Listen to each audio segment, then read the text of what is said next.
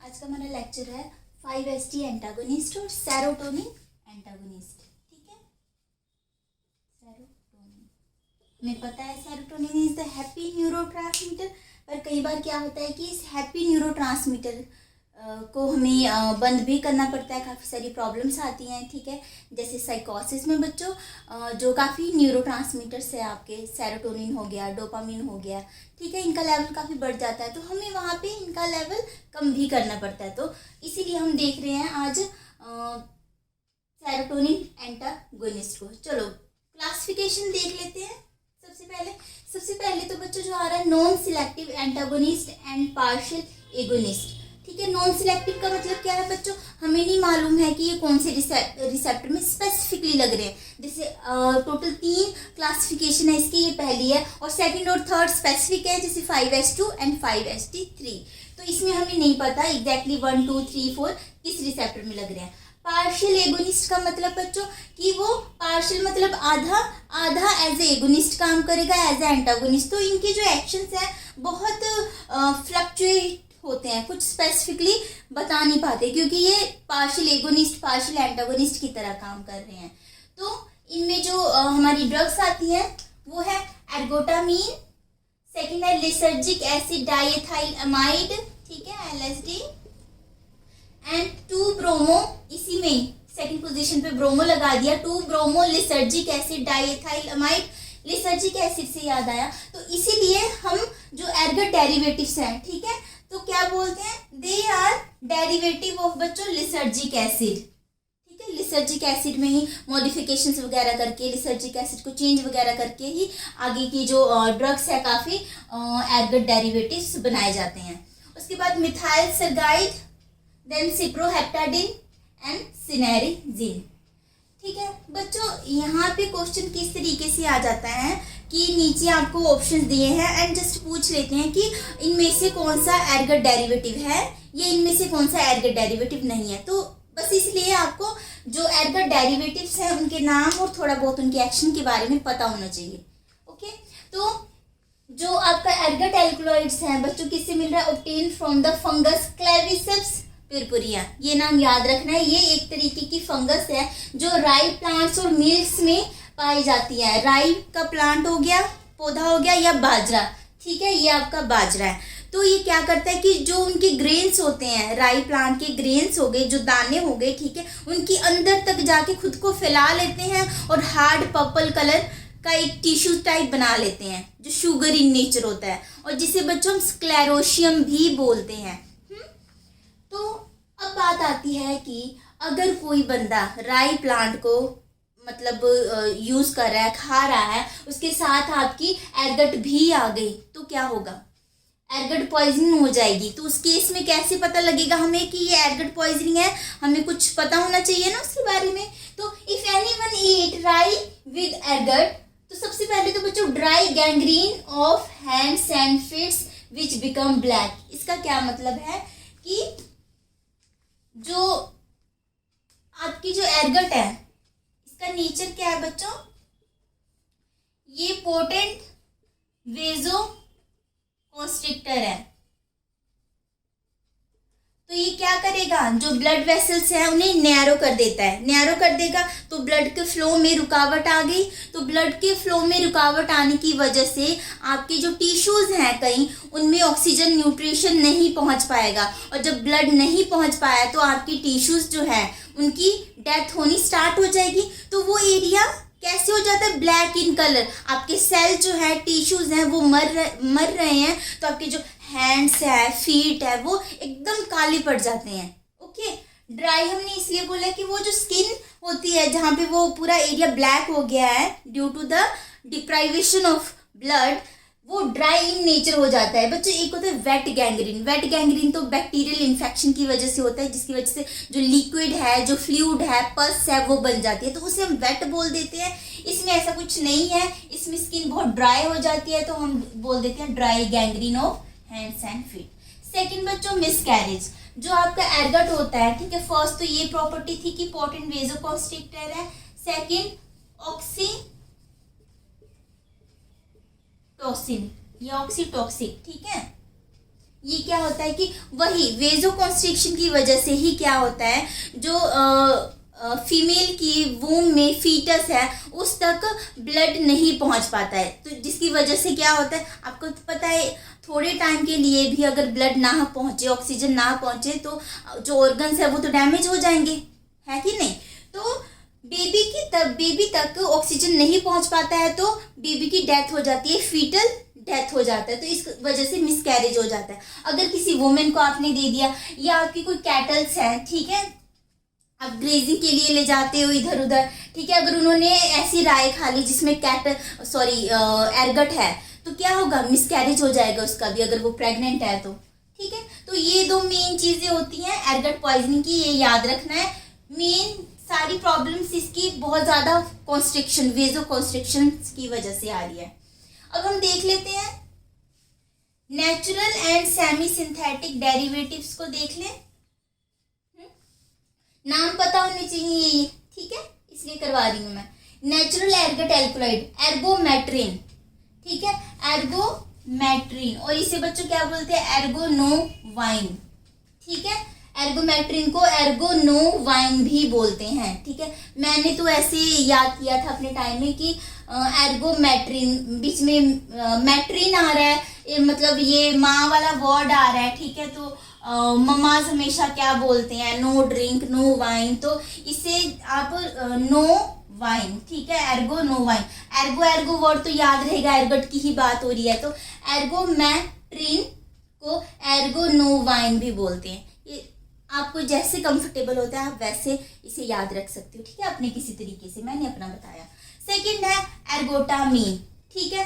Third है उसके बाद एर्गोटॉक्सिन, ओके। अब जब इनकी बच्चों हाइड्रोजनेशन कर देते हैं, अब उसमें हमने नेचुरल एरगट एल्कोलाइड थे हमारे पास, हमने चेंजेस कर दिए कुछ उसके साथ, ओके, हाइड्रोजनेशन कर दिया, तो हमारे पास सेकंड क्या आ जाएगा, सेमी सिंथेटिक डेरिवेटिव, ठीक है। कुछ नेचुरल एल्कोलाइड की प्रॉपर्टीज भी है, कुछ हमने जो चेंज किया है उसकी वजह से कुछ प्रॉपर्टी आई है। तो इसके अंदर बच्चों कौन कौन सी है देख लो, डाईहाइड्रो एर्गोटामीन, उसके बाद है डाईहाइड्रो एर्गोटॉक्सिन, डाईहाइड्रो एर्गोटॉक्सिन को बच्चों कोड्रगोक्रिन भी बोलते हैं, या कोड्रगोक्राइन, ठीक है, ये नाम आप याद रख लेना। 2 ब्रोमो एर्गोक्रिप्टिन, जिसे ब्रोमोक्रिप्टिन ये आपने सुना होगा पार्किंसन में, ठीक है, जो डोपामिन के लेवल को क्या करता है बच्चों, इंक्रीज कर देता है, देखेंगे हम थोड़ा थोड़ा सबका। ब्रोमोक्रिप्टिन बोलते हैं किसे, 2 ब्रोमो एर्गोक्रिप्टिन को। उसके बाद है मेथिसरगाइड या मिथाइल सरगाइड भी बोलते हैं। तो ये 4 आपकी होगी सेमी सिंथेटिक और ये 3 आपकी नेचुरल, तो टोटल कितनी होगी 7 आपकी एरगट एल्कलॉइड्स की अलग अलग ये डेरिवेटिव्स है, नाम है, ठीक है। और एक बात थी ये they are tetracyclic indole containing compound, tetracycle समझते हो, 4 रिंग्स आपकी बनी हुई है, ठीक है, और उसके साथ इंडोल जो ग्रुप है वो लगा हुआ है, ठीक है, इंडोल, ये आपका इंडोल हो गया, ठीक है, तो ये आपका लगा हुआ है, इसकी बात कर रहे हैं। तो ये टेट्रासाइक्लिक इंडोल कंटेनिंग कंपाउंड है, और ये तो हमने देख लिया कि ये लिसर्जिक एसिड डेरिवेटिव्स हैं। नेक्स्ट देखें,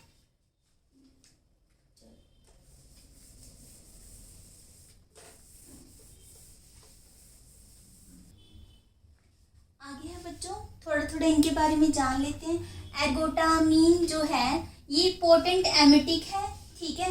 पोटेंट एमिटिक का क्या मतलब हुआ कि इसकी वजह से नोजिया एंड वॉमिटिंग होता है। ऐसे क्यों हो रहा है बच्चों, क्योंकि ये जो आपकी ड्रग है, ये आपकी ड्रग कहाँ पे किस चीज को स्टिमुलेट कर रही है, मेडुला ओब्लोंगेटा जो है आपका, ठीक है, वहां पे वॉमिटिंग सेंटर है, ठीक है, उसे स्टिमुलेट कर रही है ये, जिसकी वजह से वॉमिटिंग सेंटर मेडुला ओब्लोंगेटा यहाँ पे, ठीक है, जहाँ पे आपकी ब्रेन स्टेम जो स्टार्ट हुई है यहाँ पे, और जो आपका स्ट्रेटम निग्रम है मिड ब्रेन में, ठीक है, वहाँ पे भी, तो वहाँ पे ये ड्रग क्या कर रही है, स्टिमुलेट कर रही है, जिसकी वजह से मतलब उस चीज को रिलीज करवा रही है वहां पे वोमिटिंग सेंटर को। जो आपने वो देखा ऑनडेनसिट्रोन, वो वॉमिटिंग सेंटर को बंद कर देता है, जिसकी वजह से नोजिया वॉमिटिंग बंद हो जाता है। तो उसके ऑपोजिट एर्गोटामिन क्या कर रहा है, उस वॉमिटिंग सेंटर को स्टिमुलेट करवा रहा है। ठीक है। दूसरा, on chronic exposure ergot poisoning, अभी हमने देखा कि एर्गोट पॉइजनिंग हो जाती है जिसमें वेजोकॉन्स्ट्रिक्शन हो जाती है, और जो आपकी छोटी छोटी कैपिलरीज होती हैं, स्मॉल ब्लड वेसल्स है ना, कैपिलरी बताया था, तो उनके अंदर जो एंडोथीलियल है, ठीक है, ये आपकी ब्लड वेसल्स होगी और ये अंदर एंडोथीलियम, तो ये जो है ये डैमेज हो जाता है, ठीक है, छोटी कैपिलरीज का, जिसकी वजह से बहुत सारे इश्यूज आते हैं, हमने देखे थे। ओके। उसके बाद है डाईहाइड्रो एर्गोटामिन। अब क्या हुआ, एर्गोटामिन की हाइड्रोजिनेशन कर दिया, तो उसकी वजह से क्या चेंजेस आए, उसकी वजह से बच्चों जो चेंजेस आए, इसकी जो सेरोटोनिन को इसने क्या कर दिया, सेरोटोनिनर्जिक नेचर को डिक्रीज कर दिया, और अल्फा एड्रिनर्जिक एगोनिस्ट एक्शन भी डिक्रीज हो गया। ठीक है, तो ये दोनों एक्शन डिक्रीज हो गए। क्या होता है जब हम हाइड्रोजिनेशन करते हैं अपनी एर्गोटामिन की, चाहे वो डाईहाइड्रो एर्गोटामिन हो चाहे डाईहाइड्रो एर्गोटॉक्सिन हो, उनमें एड्रिनर्जिक प्रॉपर्टी आ जाती है। ठीक है, अब वो डिपेंड करता है कि वीक एड्रिनर्जिक प्रॉपर्टी आई है या स्ट्रॉन्ग या एंटी एड्रिनर्जिक। ठीक है, तो एड्रिनर्जिक चेंजेस आए हैं किसकी वजह से, जब हमने हाइड्रोजिनेशन की इसकी। ठीक है, उसके बाद इसने क्या किया, इनहिबिट कर दिया डोपामिन रिलीज को, तो एंटी डोपामिन, ये जो आपकी डाईहाइड्रो एर्गोटामिन है, ठीक है, ये एंटी डोपामिन नेचर है, ये याद रखना, मेन चीजें याद रखना। उसके बाद है डाईहाइड्रो एर्गोटॉक्सिन, अभी बताया था, इसे कोडरगोक्राइन भी बोलते हैं। ये बच्चों आपके more potent alpha blocker action है। ठीक है, more potent alpha blocker action है। अल्फा एक्शंस क्या थे, हार्ट के सारे एक्शंस इंक्रीज हो रहे थे, चाहे वो हार्ट रेट हो चाहे कॉन्ट्रैक्टिलिटी हो, ठीक है, सब कुछ इंक्रीज हो रहा था। अब ये क्या कर रहा है, अल्फा ब्लॉकर है पोटेंट, तो वो सारे जो एक्शंस है उसे डिक्रीज कर देगा यहाँ पे ये। उसके बाद है enhancement of acetyl choline release in cerebral cortex, जो आपका सेरिब्रल कॉर्टेक्स है, सेरिब्रल कॉर्टेक्स अगर आप ब्रेन की बात करो, ठीक है, सेरिब्लम की बात करो, के साथ साथ मैं आपको लोकेशन इसलिए बताती हूँ ताकि क्लैरिटी रहे। ठीक है, तो ये आपका मान लो ब्रेन है, यहाँ पे आपका वो सेरिबेलम है ना, सेरिबेलम। ओके, तो बच्चों यहाँ पे जो ग्रे मैटर होता है, आउटर एरिया पे जो ग्रे मैटर होता है, ठीक है, न्यूरॉन्स के सारे हेड वहीं पे होते हैं, जिसे हम न्यूक्लियस बोलते हैं। ठीक है, तो ये जो सेरिब्रम का, सॉरी सेरिब्रम है ये, ठीक है, सेरिब्रम तो यहाँ पीछे होता है। सेरिब्रम का जो ग्रे मैटर होता है, ठीक है, वहां पे न्यूक्लियाई पड़े होते हैं, और उसे ही हम बच्चे सेरिब्रल कोर्टेक्स बोलते हैं। तो इसने क्या कहा, डाईहाइड्रो एर्गोटॉक्सिन इनहेंस कर देता है एसिटाइल कोलिन के रिलीज को, कहाँ पे बच्चों, सेरिब्रल कोर्टेक्स में, ब्रेन में एसिटाइल कोलिन रिलीज इंक्रीज कर दिया इसने। ये चीज याद रखनी है आपको, मेन चीजें याद रखनी है। क्यों याद रखनी है बच्चों, क्योंकि हमने देखा कि इनका एक्शन कुछ स्पेसिफिक नहीं है, पार्शियल एगोनिस्ट, एंटागोनिस्ट और किस किस रिसेप्टर पे लग रहे हैं, तो इसलिए जो इनकी खास चीजें हैं, जस्ट वो चीजें याद रख लेना, और ये पूरे एर्गोट डेरिवेटिव्स के नाम याद रख लेना, इतना मोर देन इनफ है। ओके, उसके बाद ब्रोमोक्रिप्टीन बच्चों जो एर्गोक्रिप्टीन है, ठीक है, उसपे टू ब्रोमो ऐड कर दिया हमने, 2 ब्रोमो डेरिवेटिव ऑफ एर्गोक्रिप्टीन। ठीक है, तो ये D2 एगोनिस्ट है, तो इसलिए बच्चों डोपामिन का लेवल इंक्रीज कर रहा है। पार्किंसन में अगर हम बात करें तो डोपामिन का लेवल कैसा होता है, डिक्रीज होता है ना, तो ये क्या कर रहा है, उस लेवल को इंक्रीज कर देगा। तो बच्चों आपकी ये दवा आपको पार्किंसन वाले चैप्टर में मिलेगी, क्योंकि ये पार्किंसन को ठीक करता है। ओके, उसके बाद एर्गोमेट्रिन आपको याद रखना है, ये पोटेंट 5-HT2 एंटागोनिस्ट है, ये है। ठीक है, हम एंटागोनिस्ट ही पढ़ रहे हैं, तो आपकी एर्गोमेट्रिन ही है जो 5-HT2 एंटागोनिस्ट इन नेचर है पूरी एर्गोट डेरिवेटिव्स में। ओके, उसके बाद हमने देख ली है एर्गोट डेरिवेटिव्स, उनके नाम देख लिए, और कुछ स्पेशल चीजें उनके बारे में हमने देख ली। अब एडवर्स इफेक्ट भी देख लें। ऑफ कोर्स हमने देखा वोमिटिंग सेंटर पे एक्ट कर रहा है ये, तो आपका नोजिया वोमिटिंग तो होगा ही होगा। Next, coronary and other vascular spasm. ठीक है, कोरोनरी एंड अदर वस्कुलर, जो बॉडी की बाकी वेसल्स हैं उन्हें तो ये कॉन्ट्रैक्ट बच्चों कर ही रहा है। ठीक है, कोरोनरी मतलब जो आपका हार्ट है, ठीक है, हार्ट की तरफ जो ब्लड ले जा रहा है। ठीक है, हार्ट के ऊपर बच्चों बहुत सारी ना वेसल्स होती हैं, ब्लड वेसल्स। हार्ट के ऊपर आउटर कोटिंग पे, जो कि हार्ट को ब्लड सप्लाईज करती हैं, ठीक है, उसे हम उन्हें क्या बोलते हैं, हम कोरोनरी बोलते हैं। तो वहां पे क्या होता है कि पेन स्टार्ट हो जाती है। क्यों बच्चों पेन स्टार्ट हो रही है? क्योंकि अब ऑक्सीजन नहीं पहुंच रहा है, क्योंकि वेजो कंस्ट्रिक्शन हो रही है, ब्लड फ्लो आपका कम हो गया, तो ऑक्सीजन डिप्राइवेशन हो गया, लैक ऑफ ऑक्सीजन, जिसकी वजह से क्या होगा, आपका चेस्ट पेन भी उसी की वजह से ही होगा, ठीक है। ऑक्सीजन नहीं पहुंचेगा, आपके जो सेल है, कार्डियल सेल है, मायोकार्डियम है, उसे अब ऑक्सीजन नहीं पहुंच रहा है, तो जिसकी वजह से पेन अराइज होगा। तो यहाँ से कुछ आइडिया लग रहा है आपको कि कॉन्ट्रा इंडिकेशंस क्या होने चाहिए। स्टार्टिंग में हमने देखा था ऑक्सीटोसिक इन नेचर, ठीक है, तो ये प्रेगनेंसी में तो बिल्कुल नहीं देनी है आपको ये दवाई। एंड उसके बाद इन हार्ट डिजीज, उस कंडीशन में भी नहीं देनी है, क्योंकि ये और ज़्यादा वर्सन कर देगा, हार्ट पेशेंट की हालत और ज़्यादा खराब हो जाएगी, ठीक है। अब हम बाकी जो हमारी ड्रग्स हैं, मिथाइल सरगाइड, सिप्रोहेप्टाडिन, ये देख लेते हैं।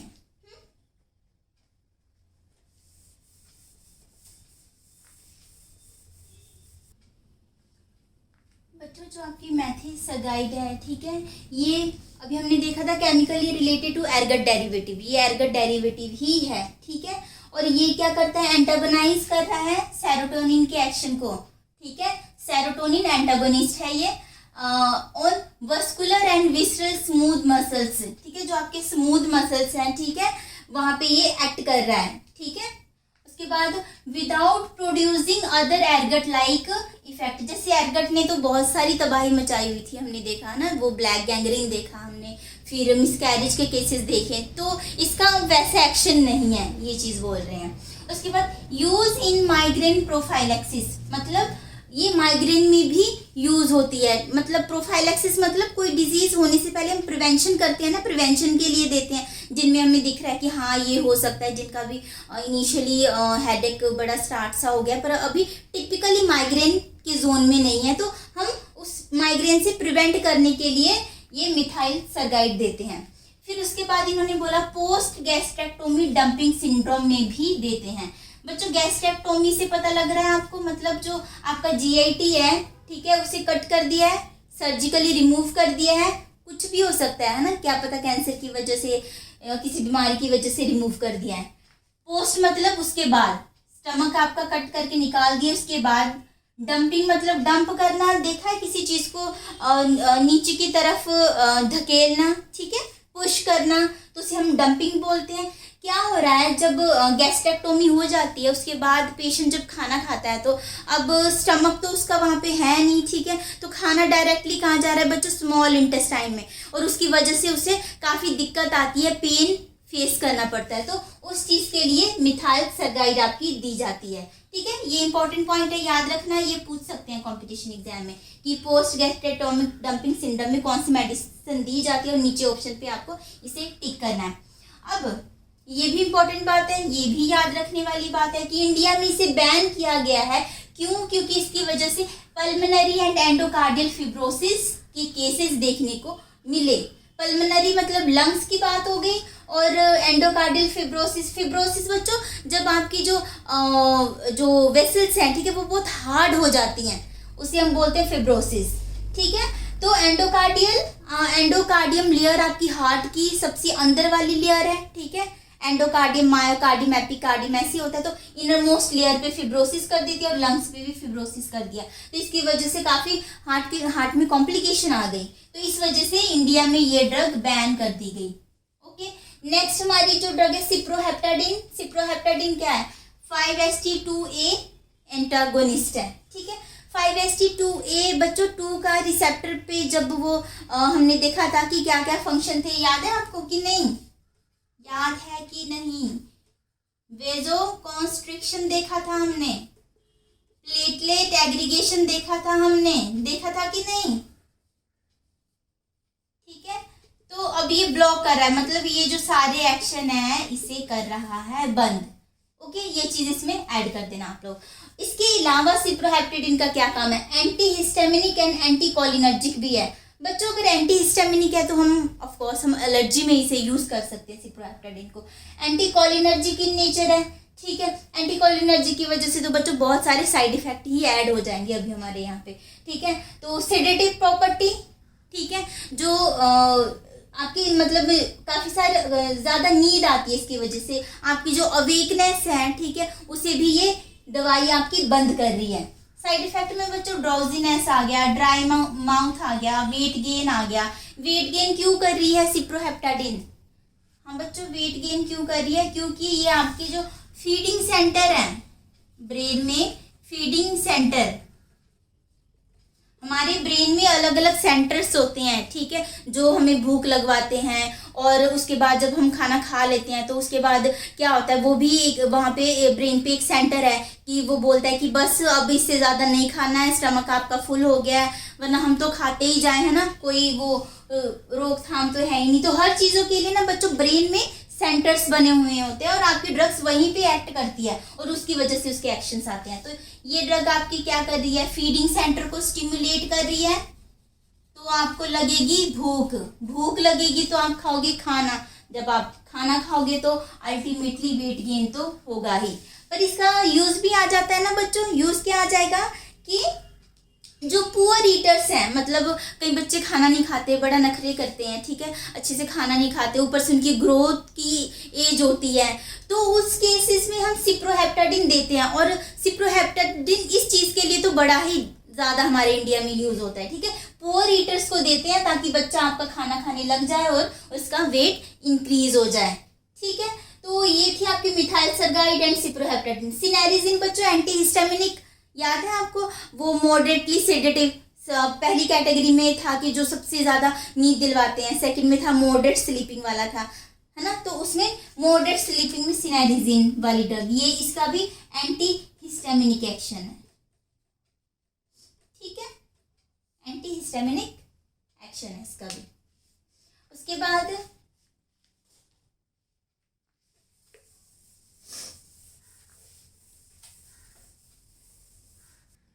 बच्चों आ गया 5-HT2 एंटागोनिस्ट, जिसमें रिटेंसिराइन, कीटेंसिराइन, क्लोजापाइन एंड रेस्पेरिडोन। उसके बाद है 5-HT3 एंटागोनिस्ट, ओंडानसिट्रोन, ग्रेनिसिट्रोन, ट्रोपिसिट्रोन, पेलेनोसिट्रोन, रेमोसिट्रोन, ठीक है। अगर आप इस ड्रग्स को देखते हो तो कॉलेज में अलग से इसका चैप्टर है, वहाँ पे इन डीप हम कवर करेंगे इसे, ठीक है। और क्लोजापिन और रेस्पेरिडोन ये आपके एंटी साइकोटिक ड्रग है। मैंने बताया था साइकोसिस में आपके न्यूरोट्रांसमीटर्स बहुत हाई चले जाते हैं, इंक्रीज हो जाते हैं, तो यहाँ पे हम डिक्रीज करें सेरोटोनिन को, तो साइकोसिस में भी ये ड्रग्स यूजफुल हैं। चलो, केटेंसिराइन की अगर हम बात करें तो ये सिलेक्टिवली 5-HT2 रिसेप्टर एंटागोनिस्ट है बच्चों। अभी हमने शायद कितनी बार ही रिपीट कर चुकी हूँ मैं ये चीज़ें, ठीक है। आप बस ना वो जो फार्माकोलॉजिकल एंड फिजियोलॉजिकल एक्शंस थे वो अच्छे से कर लेना, तो आपकी ये एगोनिस्ट एंटागोनिस्ट तो वहीं से ही समझ आ जाते हैं, ओके।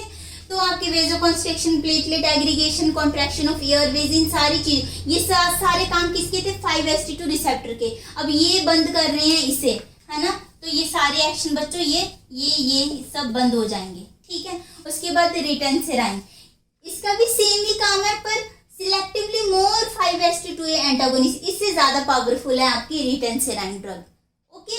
नेक्स्ट क्लोजापाइन, क्लोजापाइन आपकी 5-HT2A and 2C पे एक्ट करती है और उसे बंद करती है। इसके साथ साथ ही बच्चों ये D2 एंटागोनिस्ट भी है, तो हमें साफ साफ दिख रहा है ये सेरोटोनिन को भी कम कर रही है, डोपामिन को भी कम कर रही है, तो इसका इफेक्ट तो साइकोसिस में तो होना ही चाहिए था, है ना। तो इसीलिए एंटीसाइकोटिक ड्रग में इसे काउंट किया गया है, क्योंकि ये डोपामिन सेरोटोनिन दोनों के लेवल को कम करने में हेल्पफुल है। बच्चों रेस्पेरिडोन भी सेम क्लोजापाइन की तरह ही है, ठीक है, एंटीसाइकोटिक ड्रग है आपकी। उसके बाद है ओंडानसिट्रोन, ये आपके वॉमिटिंग सेंटर पे एक्ट करेगी, ठीक है, वॉमिटिंग सेंटर पे कहाँ पे लग के 5-HT3 रिसेप्टर को बंद कर देगी, वॉमिटिंग सेंटर को बंद कर देगी, ठीक है। तो इस तरीके से ये नोजिया वॉमिटिंग में काफी यूज होने वाली ड्रग है। Remarkable efficacy in controlling nausea and vomiting produced by anti cancer drugs and radiotherapy. बच्चों जो आपकी एंटी कैंसर ड्रग्स होती है हाईली एमेटिक इन नेचर होती हैं, ठीक है, उनसे वो खाने के बाद वॉमिटिंग, नोजिया ये सब होना आम सी बात होती है और इसकी वजह से पेशेंट को बहुत दिक्कत भी आती है। तो ओंडानसिट्रोन इसकी वजह से जो एमिसिस हो रही है, ठीक है, उस चीज़ को भी प्रिवेंट करता है और साथ ही साथ रेडियोथेरेपी के दौरान जो नोजिया वॉमिटिंग होती है उसे भी ये ठीक कर देता है। तो बच्चों ये सब था आपका सेरोटोनिन एंटागोनिस्ट, फर्स्ट क्लास थी आपकी, नॉन सिलेक्टिव एंटागोनिस्ट थे, ठीक है। उसमें हमने एर्गोटामिन देखी, ब्रोमोक्रिप्टिन देखी, मिथाइल सरगाइड देखी, सिप्रोहेप्टेडिन एंड सिनाइरिजिन। 5st2 में ritanserin, ketanserin, clozapine the स्पाइरिडोर। 5st3 में ओंडन, ग्रैनी, ट्रोपी, पेलानो, रैमो, पीछे बच्चों सिट्रोन है। तो ये आपकी सारी वॉमिटिंग की ड्रग्स हैं, ठीक है। तो ये ओवरऑल था आपका। अगर कोई चीज़ आपको समझ ना आई हो तो कमेंट बॉक्स में ज़रूर बताना, ठीक है। मैं आपकी सारी जो क्वायरीज हैं, ठीक है, वो सारी चीज़ों को सॉर्ट करेंगे। Okay, thank you.